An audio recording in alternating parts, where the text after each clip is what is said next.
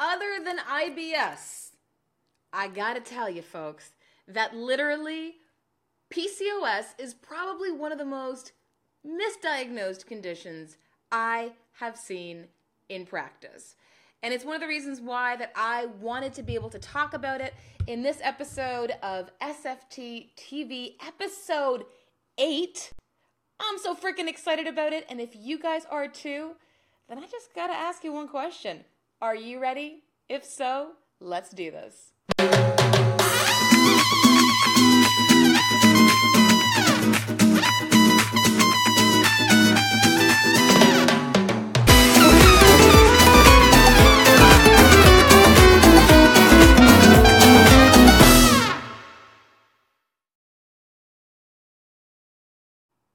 Hey guys, I'm Melissa Ramos, nutritionist with a background in Chinese medicine.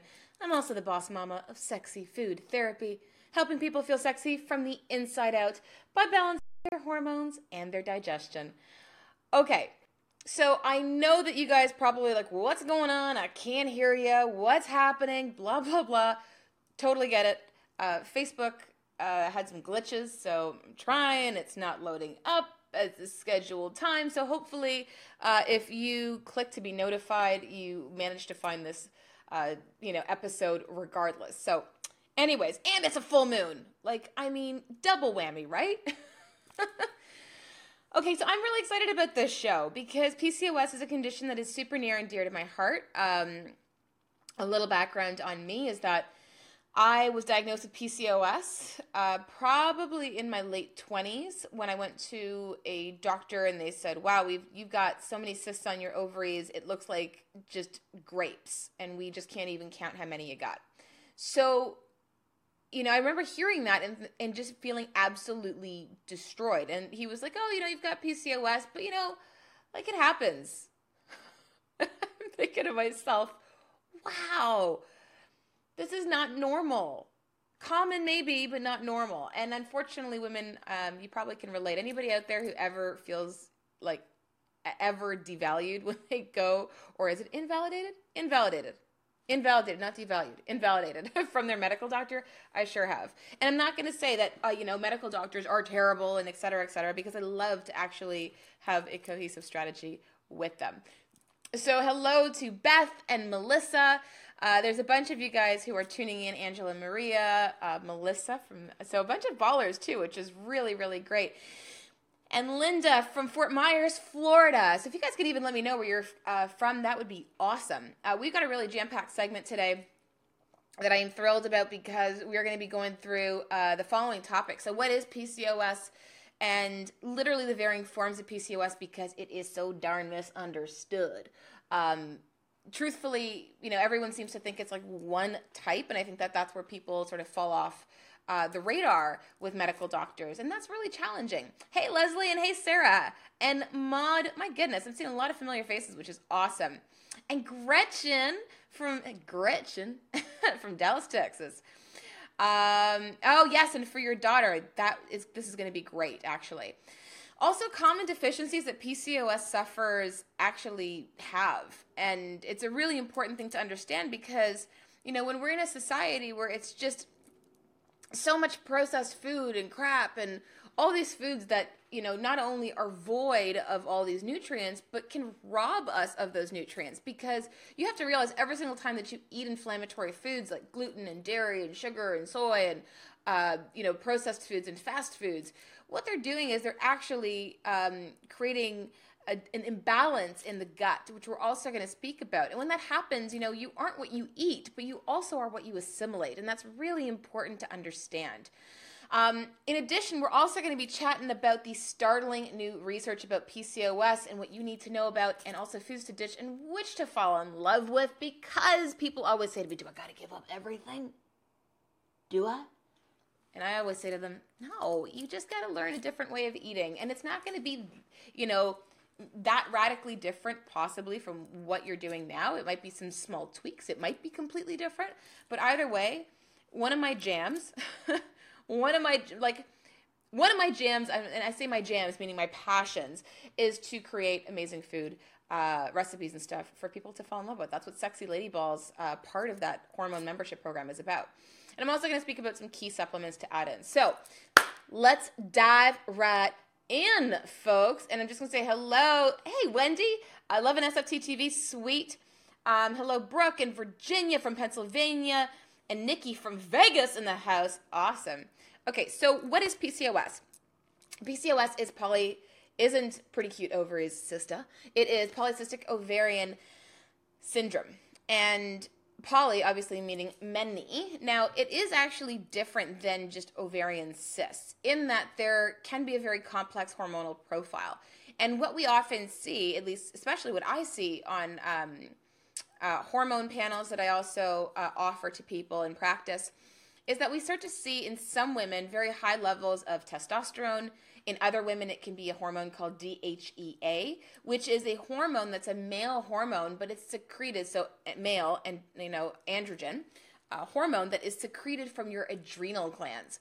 And so when I see high levels of DHEA, the first thing I think of with a patient that is like that with PCOS, I think, well, this is somebody who's been super stressed out. This DHEA is pumping through their system, and, this is creating this this elevated male hormone in their system.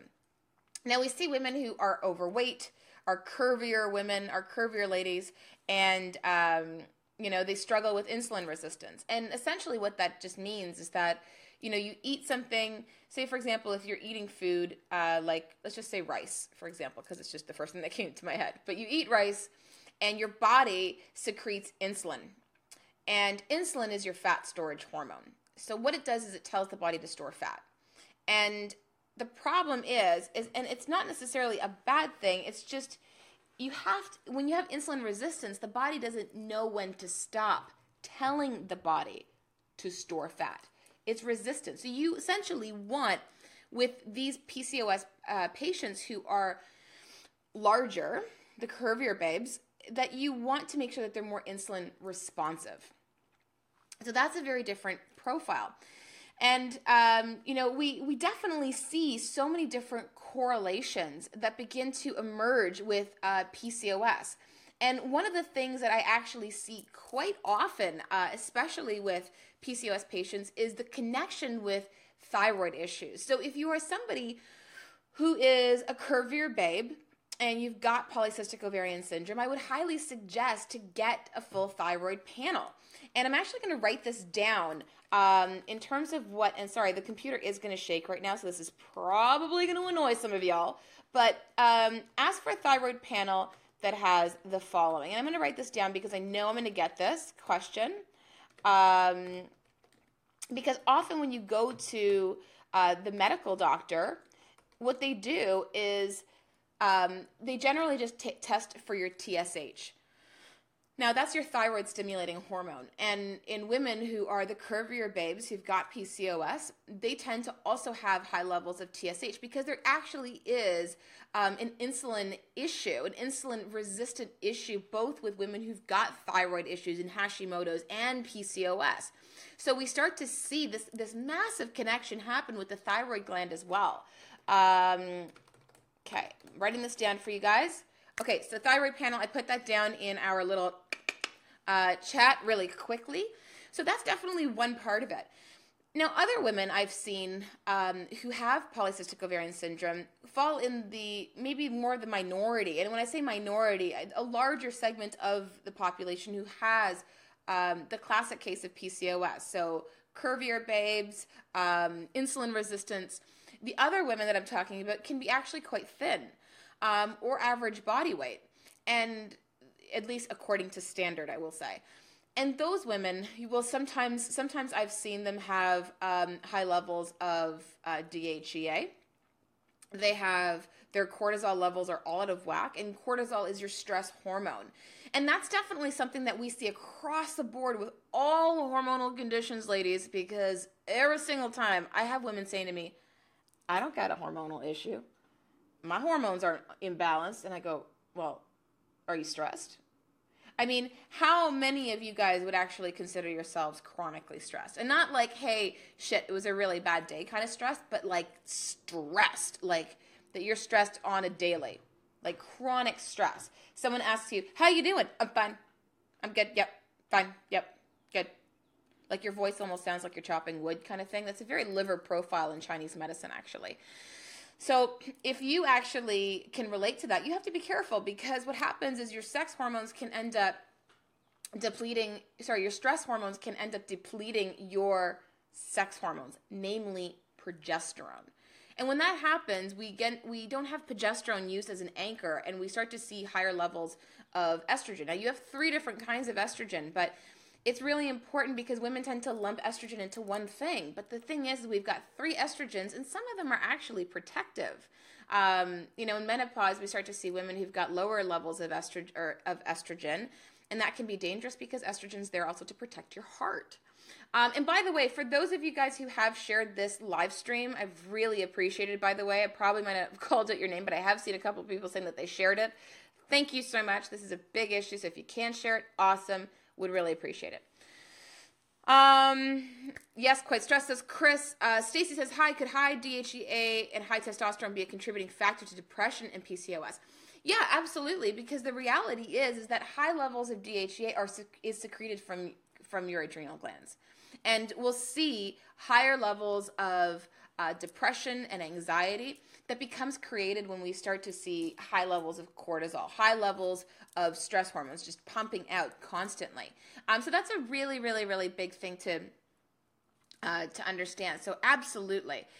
I've seen some women who have PCOS when I look at their hormone panel, and if you guys are wondering what the hell is this hormone panel, in Sexy Lady Balls, there is an option to upgrade from just a standard membership, which is awesome. And if you want to kind of take it up a notch, you can also get a hormone panel with an additional Skype consult. Okay. Engard says, I'm always stressed. I suffer with facial hair too. Yes, which is called hirsutism. And hirsutism is kind of a big deal because that is a reality of someone who's got too much testosterone levels in them, and they begin to grow facial hair, and you start to see an ovulation in those scenarios. So really huge. Stacy says, I have hypothyroid and PCOS. Yes, Dylan, sharing is caring. That is right. Is having low vitamin D part of PCOS? Mine is bottom of the barrel. Yes, which actually brings me to some of the common deficiencies. And vitamin D definitely is up there because vitamin D is an anti-inflammatory. So when we start to see low levels of vitamin D, our inflammation levels can actually increase. So if you haven't gotten your vitamin D levels tested from your medical doctor, I would strongly recommend to do it. Is it an additional charge? Yes. But it's really important for a host of different issues, especially since it is a massive anti-inflammatory. And any ladies out there who've got Hashimoto's and PCOS, which is an autoimmune condition of the thyroid gland, get vitamin D. Really important, and definitely get yourself tested. The other really common deficiency that we begin to see, especially with women who are taking the pill, which you might think, well, I was taking the birth control pill because it's supposed to help my PCOS. But the reality is people who do take the birth control pill have a higher chance of having higher copper. And the reason why they have higher copper is because they have lower levels of zinc. And copper and zinc have this balancing act. So when one is low, like zinc, copper will be in excess, and vice versa. The other thing is we start to see a dramatic decrease in magnesium as well with women who actually were on the pill.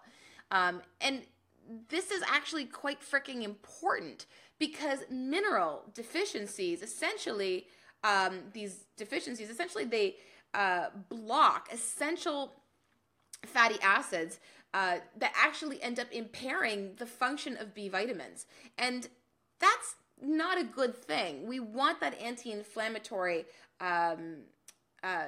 juju, so to speak, but we want that mojo. We want that anti-inflammatory mojo. We want those B vitamins because those B vitamins are also responsible for helping our liver detox because our liver has phase 1 and phase 2. So if you ever see someone who says, oh, this product will, help you detox your liver, you also have to think, well, the liver's got 560 functions. So you need a little bit more than just like one supplement. It's really a protocol that you have to be put on. Not even those box supplements at the health food store. Sorry, anybody out there who owns a health food store, but a detox kit from, to detox your liver is not going to be enough. So that's actually super important. So zinc and magnesium. And why is magnesium so darn important? Well, it's super important because magnesium is usually deficient in people. We start to see between 70 to 80 to even 90% of the North American population that is deficient in that mineral. And it's kind of important because that's where you see green foods are really rich in magnesium. You ain't getting that much greens in your diet. A lot of people love their carbs and their sugar and, anything that breaks down to sugar. So even wine, ladies, I know we like our vino, but wine as well. And the problem is that for every single molecule of sugar that you put into your body, it requires 64 molecules of magnesium just to process it. That is freaking crazy. So those are some really, really, really big deficiencies that I end up seeing. Christina asked, does magnesium help you sleep? I'm not sleeping well. Yes, magnesium does because it's the muscle relaxing mineral. So that's a really, really big thing. Christy says, is endometriosis related to low B12, anxiety, and depression? Yes. And Christy, I did an entire 2-part series on endo. So if you go check out my YouTube channel, and I will reply to your comment when I'm done. And I'll link my YouTube channel, and you can go check out that 2-part series because it's actually quite good. If I do say so myself. Moreo says, vitamin D is always low, no matter... let me just see if I can get that back on the screen. I'm actually going to grab it on my iPhone. Sometimes Facebook does not. It's not super compatible for these questions. Check it on my iPhone. I don't get real time on my iPad. Transdermal magnesium is awesome too. Absolutely. So those are really, really big ones. I'm just going to pull up that comment because I know that there was a comment. Here we go. We've got, Mario says, vitamin D is always low no matter what I do. Doctors say it's low. I do have facial and chest hair now. PMS it's a joke, but I've never been diagnosed with PCOS. If you're going to the doctor and you're like, I think I might have PCOS, getting an ultrasound is not enough to diagnose PCOS. You need to push for more testing. You need to push to get a male hormone panel done. So your DHEA and your testosterone levels, you should get that done. So if you've been like, I got PCOS, and it was only through an ultrasound, it's not enough. You really have to see the whole profile because I've seen so many different variations now. It's crazy. So those are really, really, really big ones to be able to consider. I do want to be able to cover over something that I think is interesting, is that there's an association to miscarriages where women are actually deficient in zinc and magnesium. And I wanted to say that since we were talking about zinc and magnesium, and it's because of the fact that there's these uses of ovarian and pituitary stimulating hormones that they're put on in terms of their fertility drugs, and these deficiencies that end up becoming created are happening in the body, and that actually ends up potentially promoting the growth of cysts. So if you are somebody who is on, because PCOS is definitely tied to infertility for a lot of women, if you're struggling to conceive, I'm not saying that zinc and magnesium are your magic bullet supplements, but I would definitely suggest if you're not taking a magnesium, take it. The zinc, be careful, because you also don't want to run out to the health food store now, get a bottle of zinc, take it every single day, because then you'll offset your copper. Remember, they're a balancing act. So one of the things that I always suggest is to actually end up ordering, and I'm going to just grab this really quickly for you guys, something called a zinc tally test. And I say this even to my ballers, and I'm giving you guys some behind-the-scenes info, because I have a membership program called Sexy Lady Balls, and you'll actually see that you can check out the details of it in the link above. That will give you some more information of what that entire program is all about. And we have over 600 members. It's a pretty fantastic group. So the zinc tally test, you essentially would take a tablespoon of the liquid in the mouth, swish it around your mouth for about a half an hour, and then afterwards swallow it. If it tastes like water, you are zinc deficient. It's supposed to taste like a metal, like metallic-y. And, you know, that's when I would take some zinc. And then I would retest every single week, because you don't want to be taking it long term, because you don't want to offset your copper, which can be equally as dangerous. So really, really, really, really important to note. Louisa, zinc, she takes the Thorn magnesium citrate. So citrate is great. Citrate definitely has a little bit more affinity to the bowels because it isn't absorbed properly. So it actually, if you're constipated, magnesium citrate tends to work a little better for constipation. It's usually what I would suggest. But on the whole, I generally suggest magnesium bisglycinate. So I'm just going to write that here in the notes, bisglycinate. Is it possible to have endo and PCOS? Is there a link? You can definitely have multiple different hormonal conditions, for sure. Remember that in endometriosis, the endometrial lining actually grows outside of the uterus.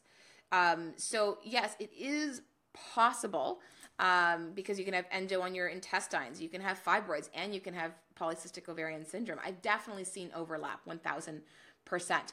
Is there a cure for it? Yeah, to be completely honest with you, Melissa says that SLB is amazing, because I got some ballers in the house, so thank you for the shout out for Sexy Lady Balls, because it is a pretty fantastic program. Mariah, is there a cure? I honestly have seen women who've come into Sexy Lady Balls, for example, and if you actually look at the link above for Sexy Lady Balls, there's one woman who after 37 days went for her follow-up ultrasound, 37 days on my program, went for a follow-up, and then found out from her doctor, this is actually on video, that the cysts were gone, her ovaries were of normal size, and her fibroids had shrunk dramatically in 37 days. Now, that's pretty damn quick. Usually I tell people that you really have to give it a go for like 3 to 6 months at minimum, because hormones and balancing really takes time. I have PCOS and endometriosis. Does diet help with this condition? It definitely does. So speaking of diet, the foods that you want to ditch, you want to make sure that you're ditching the inflammatory foods, the processed foods, the fast foods, the gluten, the dairy, the sugar, the soy. I have books on my bookshelf that actually advocate soy for PCOS. And I'm like, ugh. Because there's this belief that if you give somebody phytoestrogenic foods, soy being a very strong phytoestrogen, it's going to end up flooding the receptors and flooding that estrogen out. I have seen women feel worse and get worse with the inclusion of soy. So it's something I definitely say to stay away from. I also don't suggest having flax if you've got estrogen-related condition, because it's also a phytoestrogen. There's just not enough research to prove that phytoestrogens can help you when you've got estrogen-related conditions like PCOS. You want to make sure that you're eating loads of greens. Guys, it's the springtime right now. This is the time of the liver. We want to love that liver. Give yourself tons of greens, some really good fats, protein. You don't have to have a big old steak, but literally that's the serving size of protein. It's the size of your fist or a deck of cards. So really think about this and make sure that you're getting in that that high quality whole food and try to stay away from the sugar, even when it comes to fruit. Fruit that I usually suggest are things like berries, apples, pears, but keep it on the minimum. Because with PCOS, the last thing you want to do is give someone who's insulin resistant more sugar. It just doesn't make any sense. Some of the new research that's actually, yes, no flax, Carla. So no flax seeds, and no oil. Wheatgrass actually shrunk my cysts. I'd have to see the mechanism behind that. Yes, phytoestrogens. So these are foods that actually have naturally occurring estrogen in them that are supposed to, according to some people, balance estrogens. I normally give phytoestrogens, specific ones, to women who are in menopause or who have been put into menopause early in their life. Okay. I've been diagnosed with PCOS, high testosterone, but normal levels of other hormones, facial hair, and very low vitamin D levels. My period is fairly normal, as in timing, but it's so heavy and goes from 10 to 15 days. I always know when I'm about to start because I wake up in the middle of the night in so much pain. My doctor told me it was a cyst bursting with a change in hormones. How do I make this stop happening? So that just in general is like asking me to build a house in a day. And I say that with love because PCOS is something that requires a holistic approach. Any baller that is listening in right now, and please ballers, speak up. But you guys know for a fact, being in the program, that it is literally a holistic program. It has to have the dietary. You have to change what you're eating. You got to make sure that the supplements are on par. We're going to talk about that in a moment. You got to make sure that you're getting in some exercise and that your mindset is in the right place.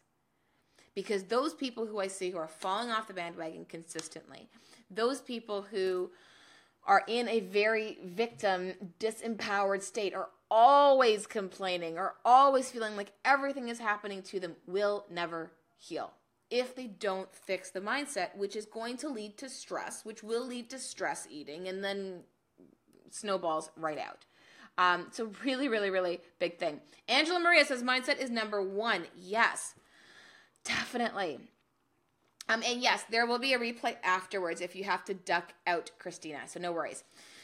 Okay, so I want to talk about supplements. So one of the supplements that I think is absolutely crucial, because we're seeing new research emerge with it, is NAC. And you actually see this in the lung, respiratory, bronchial, it might even say for bronchitis on the bottle, because it's actually used for people who've got bronchitis and respiratory conditions. But NAC is so much more because it actually really helps with detoxification.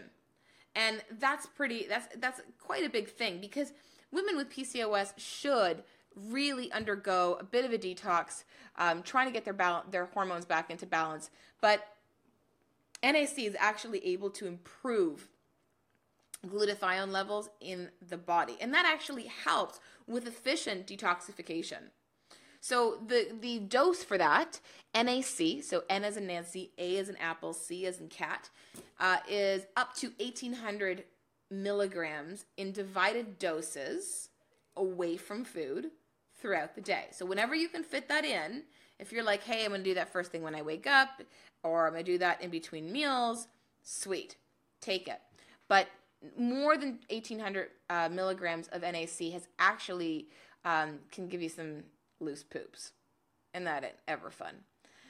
The other thing, obviously, is a probiotic, because with PCOS, there is a huge connection with gut dysbiosis. 90% of us are made, or not 90% of us, 90% of our bodies are made up of bacteria. Only 10% of us, our makeup, is actually human cells. Kind of sounds gross. So that's something that I would suggest to you, is super darn important, is to make sure that you have a high quality probiotic. And I say that because most people are on antibiotics, they're on the birth control pill, they're on antidepressants, they're on all these things that actually really mess with your gut bacteria. And so if you think that, taking probiotics is only good post a round of antibiotics, you're kidding yourself. Truthfully, I think that probiotics are something that should be taken for a lifetime, almost more over and above a multi, because probiotics actually help you assimilate nutrients from food. So super duper duper important. Hind says, can you please explain the correlation between PCOS and libido? Thank you, Melissa, for everything. I've been watching your videos since I've been diagnosed, and it helps me every day. Thanks, sweetie. Okay, so correlation with PCOS and libido, as in low libido, likely is because of truthfully, there's a couple of parts there. Number one, excess estrogen. We will sometimes see estrogen-related anxiety. If you're suffering with anxiety, chances are you do not want to become intimate with your partner. The other thing that we also see is high levels of cortisol. So there's definitely a big stress connection with PCOS. And stress and high levels of cortisol is a libido killer, big time. So that's a really, really huge thing. Anything specific you recommend women with PCOS? For pregnant women with PCOS, I feel my best pregnant, but don't want to slack on tackling PCOS. It's a really good question. I would say to you, Kyla, and it's an excellent question. I'm really glad that you asked that. I would suggest the probiotic for sure. Keep your diet in check. Congratulations on the pregnancy also, by the way. That's amazing. And also an omega-3 and vitamin D. So omega-3 is super duper important. I wouldn't be taking evening primrose, for example, when you're pregnant, but I would take, when it comes to essential fatty acid, I would take an omega-3. And all ladies listening in, if you have PCOS, you should be on an omega-3 supplement, not omega-3, 6, 9, omega-3. Because it's an anti-inflammatory. PCOS, like endo, like fibroids, like all of those are an inflammatory condition. So they require that anti-inflammatory goodness that really are going to come from dietary, supplementation, water. When you are dehydrated, your inflammatory process goes up. This is such a simple thing, but drink your water and make sure it's not ice cold water because that really hampers your digestive system, which is, again, I see so commonly linked with women with PCOS. You're welcome, Kyla. Thank you for asking that. Amber, forgive me if you've mentioned this, but I've heard a lot about inositol for PCOS. What are your thoughts on that? Well, Amber, I'm glad you asked. I haven't mentioned it. So inositol is actually vitamin B9. And it's amazing for people, especially if you suffer from anxiety. Now, there's a lot of debate between chiroinositol and myoinositol and which one is better, and some formulations have both of them together. They both have very promising studies. The one I use in practice is myoinositol. I use the one from AOR. I have no affiliation to them, just so you guys know. If you're in the States, you can try even the Now brand because that actually has a high level of inositol as well per serving. But it's amazing because it actually helps to, it helps the liver assimilate fats. It actually helps to lower high levels of testosterone. If you have normal levels of testosterone, it won't lower it further. So that's one thing I want to just kind of like get out there, because some people are like, but my testosterone levels are normal. Is it going to mess me up? No. It also is really good if you've got high levels of estrogen as well. And just so you guys know, I actually have a free PCOS guide. I included 2 links. One link above about sexy lady balls, but one link is a free PCOS guide. If you have not downloaded that, please get that ASAP. Because it's a phenomenal guide. It'll give you guys some the stuff that we are talking about today as well. I woke up today super swallow and getting weight. I'm trying to buy a book full of your recipes. Do you have one, or maybe one that you can recommend? I don't actually have a hard copy of my recipes. They're usually in my programs, but it is going to be coming. So yeah, if you haven't, check it out upstairs. Or upstairs. Upstairs. It's like I feel like I'm pointing up. Wow, it's been a long day. Check my post. I've got the write-up there for the free guide. Essential oils, I would look at spearmint if you've got high levels of testosterone. Spearmint in studies have actually been shown to reduce testosterone levels, which is quite amazing. So those are some big ones that I want to be able to bring up. I do want to do a little bit of a skill testing question right now that I thought would be kind of fun. So I want to be able to ask you which condition, the following condition, and it's going to run through the conditions, which of these conditions has a possible correlation with PCOS? And the answer will likely surprise you. So are you guys ready? All right, here it is. Which condition is showing to have a possible correlation with PCOS? Is it multiple sclerosis, anorexia and/or bulimia, Lyme's disease, or gout? Okay, so which condition do you think it is? This is going to surprise a lot of you guys. So because there's a little bit of a delay here on Facebook in terms of when I'm streaming and when you guys are actually watching me, I'm just going to give you guys a couple of seconds. We've got people already answering, so clearly Facebook is on. So Kate says gout. Sophia says gout. Maria says MS. Kayla says anorexia. MS or gout says dia. Anorexia or bulimia. So this is crazy. Okay, so the answer to this question is the condition that they're starting to see a correlation. And again, I'm saying this, starting to see. So this hasn't been completely like, yes, it's that. But they're starting to see a connection, is women who have actually gone through anorexia or bulimia. And we've had answers all across the board, which is just wild. But yeah, and the reason why that they're seeing this is because in anorexia or even bulimia, which is even worse because there's the purging part of it, we're starting to see a much, much lower level of that zinc, the magnesium, of a lot of these essential nutrients.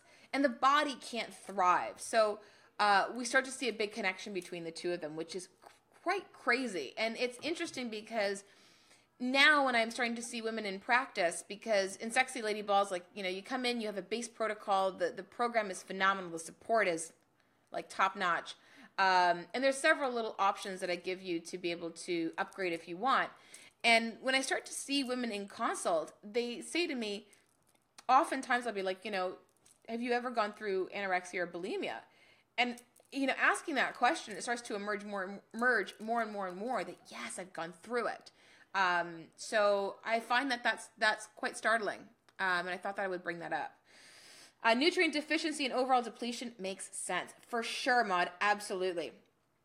Makes sense to me as well, says Krista. So a bunch of people are like, wow, this is crazy. I know, so crazy.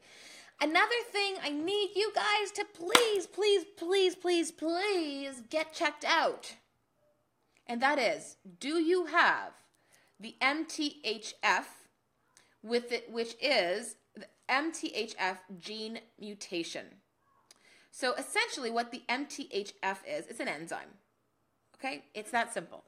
When you look at MTHF, I hate to say it, but sometimes when I look at that acronym, I just think, it looks like motherfucker. I hope that you plugged your kids' ears when I said that, but it does. That's how I remember it. So methyl and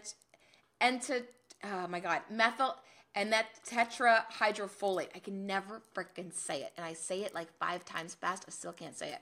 Anyways, it's an enzyme. It's a catalyst, essentially. We're not going to get too much into this, the MTHF gene mutation, because I probably will do an entire live stream about it because it's a much larger topic. But it's a catalyst for this methylation cycle to occur in our liver.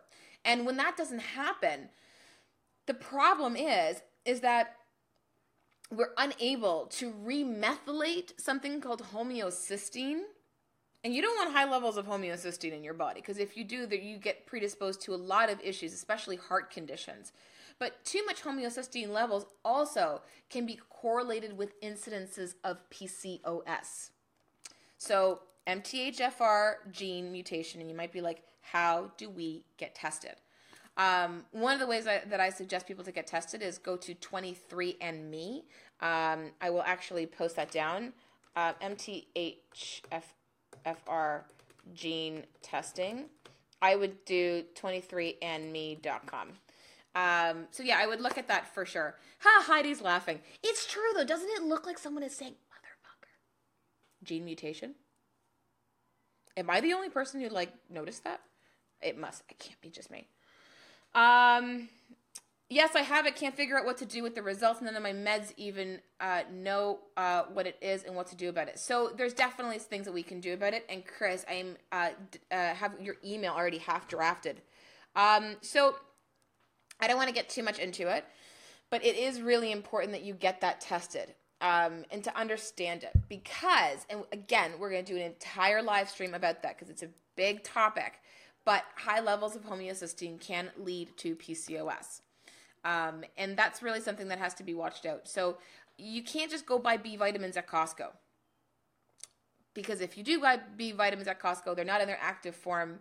Some people who've got the gene mutation can take AOR, Advanced B Complex. Some people can take the Thorne Basic B Complex. Some people can't. And so I always love to work with people, especially in Sexy Lady Balls, my hormone membership program, to be able to figure out what's right for them. So that's a really, really, really big thing that I wanted to bring up with this. Charlotte says, I say the swear word every time I see it. See, it isn't just me. Please do a live stream on MTHFR. I promise I will. When I first read MTHFR about a year ago, I did a double take and thought it was the other word. It still makes me laugh. Totally. And yes, Chris, it does make sense. Son of a monkey's uncle, I'm late to the video.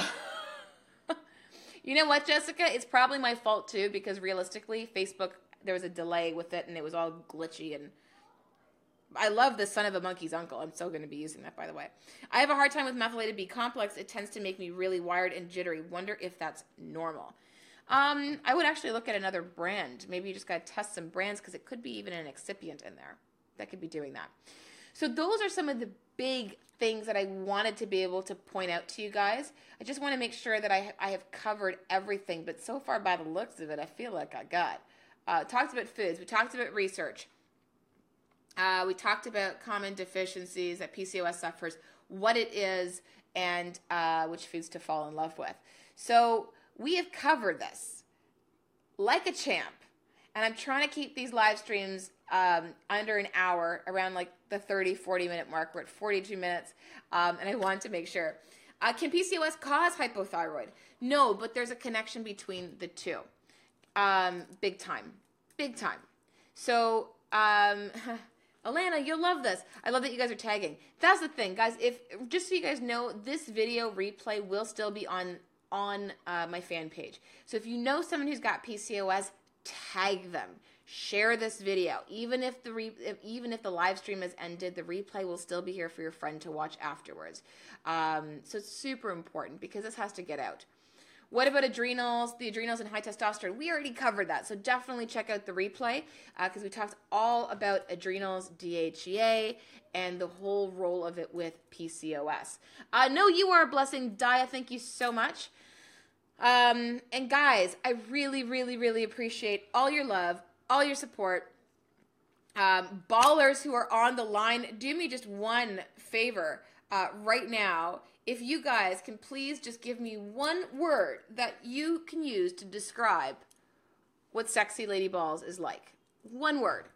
And in the meantime, for everyone else watching, make sure you download my free PCOS guide, which is in the link above. There's 2 links above, and one of them is a free PCOS guide. So please, please, please, please, please, please make sure that you get that free guide. So we got empowering, life-changing. So we got a bunch of ballers on the line. Thank you so much for this. Inspirational, love. Diane. Life-saving. I love it. Community. Man, we got a kick-ass community. We really, really do. Empowering. I love it. So if you guys are not convinced about the support, as Amy just writes that, yeah, it's unbelievable. Enlightening knowledge. I love it. So guys, get your free PCOS guide ASAP. Give me lots of hearts, please, and thank you. Show some love, and I will be back next week. Thank you. I know I'm doing this live stream today on Wednesday, which I didn't even mention. The reason why I did it on Wednesday is because I'm away tomorrow. So I wanted to make sure I squeezed it in because I love you guys. It's just how I roll. Okay. Guys, I love you. Thank you so much. Have yourselves an awesome evening and take care.